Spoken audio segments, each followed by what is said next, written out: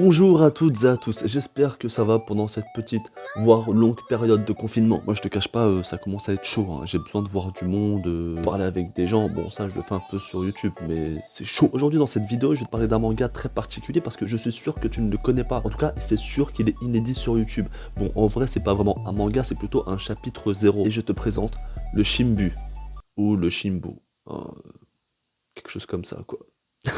Donc, résumé du chapitre 0. Les druides du Madican sont des missionnaires dont leur mission est de protéger l'écosystème de la planète Asha. Et grâce au pouvoir confié par leur dieu nommé Tahu, ou Tahu, parce que ça s'écrit T-H, non, T-A-H-U. Ouais, j'ai une bête de mémoire. Ils peuvent se transformer en animal et augmenter leur capacité physique et contrer les forces maléfiques. Voilà. Parce que quelque part, il y a du maléfice qui se trame dans l'histoire. Et ce jour-là, après une séance de méditation, Zintao, l'archidruide, promenait des jeunes apprentis dans la forêt. Pour les former. Hein. Oui, non, parce que bon, un vieux archidruide qui se promène avec des gosses dans la forêt, on voit tout de suite où ça finit. Hein. Poste de police, main courante, on porte plainte, on finit en prison pour pédophilie. C'est pas du tout l'histoire. Non, ça n'a absolument rien à voir. Quand tout d'un coup, un nuage noir recouvrait le ciel et un grand cataclysme frappa leur terre sacrée. Donc pour un chapitre 0, c'est vraiment très très bien. Il y a à peu près, je vais pas te dire de conneries, 49 pages. Hein. Enfin, à peu près, il y a clairement 49 pages en fait. Et le truc qui m'a frappé en premier avec ce livre, ce sont les dessins. Quand tu vois ça, ce genre de choses, tu ne peux que dire que c'est beau. Avoue, c'est beau, c'est pour de l'amateurisme, entre guillemets, c'est vraiment pas péjoratif ou condescendant, mais c'est vraiment quelque chose de beau, c'est très bien fait. Et, enfin, ils ont zéro moyen, les mecs. T'as vu la qualité? Le papier, c'est pas de la merde, hein. Clairement. C'est bien ancré, c'est bien découpé au niveau des cases. Les dialogues, les bulles, elles sont tout est à sa place. Enfin bref, t'as compris, ça casse des briques niveau dessin.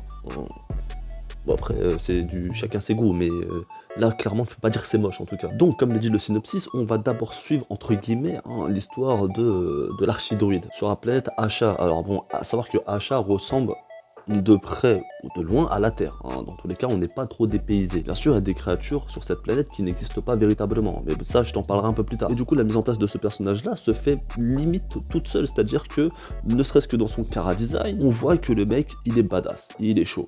Et de toute façon, il nous explique que c'est lui, clairement, l'archidruide, c'est lui qui est au summum, et que, voilà, il cherche un petit peu la relève. Et du coup, le nuage qui arrive, le nuage noir maléfique, il est là un peu pour détruire cette idylle, et en même temps pour amorcer l'histoire. Bien que le héros va pas être Zintao, mais un de ses élèves qui va prendre la relève, et c'est plutôt bien amené dans ce premier chapitre 0. Hein. En tout cas, j'ai déjà vu beaucoup pire. J'ai déjà vu mieux, mais j'ai déjà vu pire. L'histoire est vraiment pas mal, c'est une histoire un peu féerique, ou plutôt peut-être dark féerique.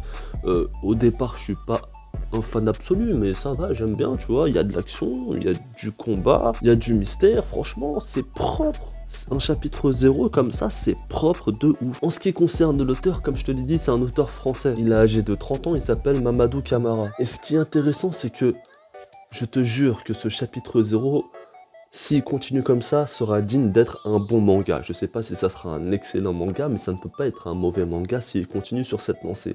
Et le mec, ça fait à peine 2 ans qu'il est dans l'univers du manga. Alors certains diront qu'il n'est pas légitime, d'autres diront qu'il s'en fiche. Moi, je trouve que il est totalement légitime, en fait, parce que les codes, il les a. En 2 ans de manga, et bien le code, il les a, en fait. 2 ans de culture manga. Et en fait, il a eu l'idée de créer cette histoire par rapport à un groupe d'amis qui jouait à World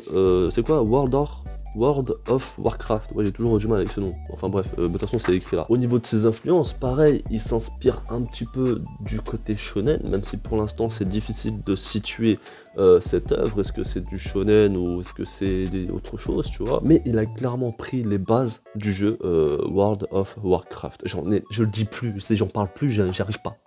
World of Warcraft, trouve un nom facile, wesh.